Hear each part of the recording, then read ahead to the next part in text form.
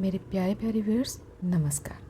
मैंने इसमें छठ के सारे ही जो भी नियम होते हैं ना, उन सारे को समेटने की कोशिश की है। तो सबसे पहले बाज़ार जाना, जहाँ की नई चूड़ियाँ वगैरह ली जाती है। और यहाँ देखिए टोकरी वगैरह बिकना शुरू हो गया है। ये ब्लॉग लेट से जा रहा है, लेकिन जो प्रोसेस होता है मैं वो आपके साथ शेयर कर रही हूँ। और उसके बाद में नहा खा होता है, जिस दिन कि बहुत ही नियम से खाना बनाया जाता है। और ये है दूसरा दिन, यानी कि पंचमी, जहाँ पे खरना होता है, जहाँ गुड़ की मीठी खीर बनाई जाती है। तो एक ब्लॉग में तो समेटना मुश्किल है, लेकिन मैंने कोशिश की है थोड़ी सी आपको इस व्रत से परिचित कराने की। और यहाँ रोटी खीर बनाई जाती है और उसके बाद में चूड़ियाँ बदली जाती है। जो चूड़ियाँ आपने डाल रखी है, जो कपड़े आप डालते आए हैं, उससे ये व्रत नहीं की जाती है। चाहे सस्ता ही हो चाहे जो भी हो, लेकिन नया ही डाला जाता है।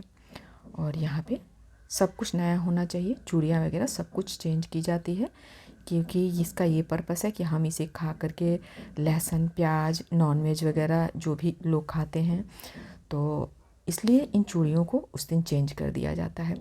और यहाँ पे शाम का टाइम 7 से 8 बजे का टाइम होता है। ये खरना का पूजा होता है, जहाँ वही मीठी खीर और सादा रोटी, घी लगी हुई रोटी और कुछ फ्रूट जैसे केला मूली सेब संतरा जो भी आप लेना चाहते हैं,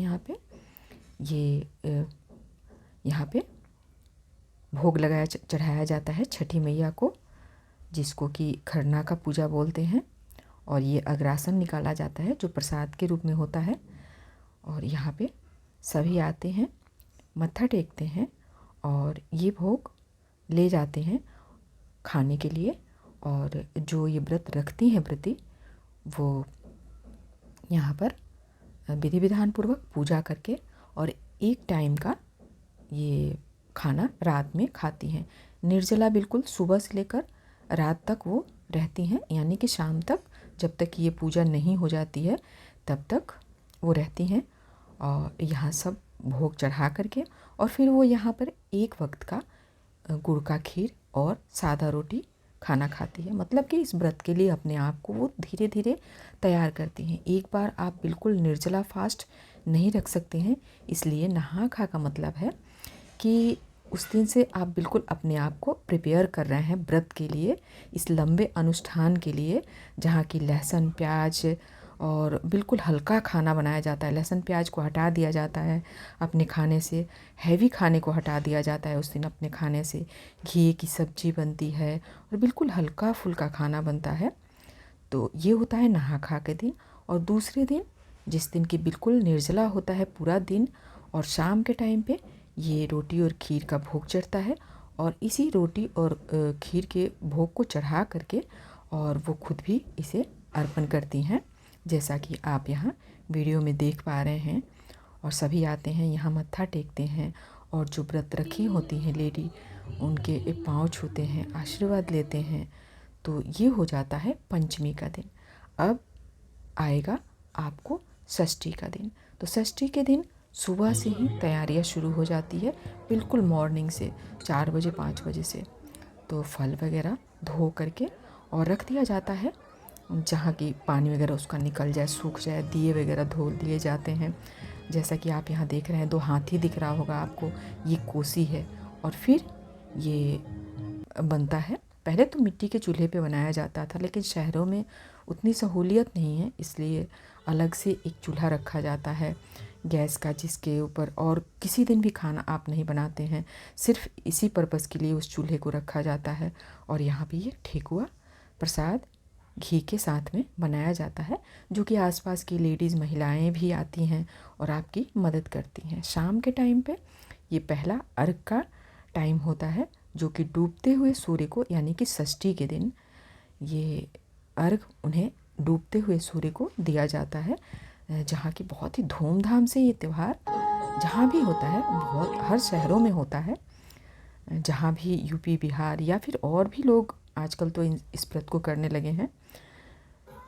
तो बहुत लोग मन्नत मानते हैं, उनकी मन्नतें पूरी हो जाती है, तो ये व्रत वो रखते हैं। और यहाँ शाम के टाइम पानी में खड़े होकर के ये डूबते हुए सूर्य को अर्घ दी जाती है। तो यहाँ फिर काफ़ी टाइम तक बैठा जाता है जब तक कि सूर्य चले नहीं जाते हैं, सूर्यदेव, यानी कि अस्त नहीं हो जाता है। वहाँ से लौटने के बाद में घर में ये 5 गन्नों से बना हुआ एक मंडप बनाया जाता है जिसे कि कोसी कहते हैं। और इन्हें नए अंगोछे के साथ में उसमें फल फ्रूट डाल करके इसे बांध करके और 5 घर के आदमी या आस पड़ोस के आपके घर में नहीं है तो बुलाया जाता है उन्हें, और 5 आदमी इस मंडप को बनाने में मदद करता है। और फिर महिलाएं अंदर चौक चंदन करके, और यहाँ पे हाथी, छोटे छोटे हाथी आते हैं इस पूजा को करने के लिए मार्केट में, तो उन्हें यहाँ पे स्थापित किया जाता है। और सिंदूर और ऐपन से इनको आप देख पा रहे हैं, सारा गन्ना और जो भी फ्रूट हैं, हाथी हैं, उनको सभी को लगाया जाता है। लगा करके यहाँ पे गीत मंगल होता है रात में काफ़ी टाइम तक। और यहाँ लास्ट में हवन होती है, तो फैमिली के सारे लोग इस हवन को करते हैं। और यहाँ होती है पूजा की, रात की पूजा की आखिरी विधि। और अब होती है सुबह, यानी कि उगते हुए सूर्य को अर्घ देने की बारी। ये होती है सप्तमी, यानी कि आज है पूजा का आखिरी दिन। तो आज सुबह 3 बजे 4 बजे से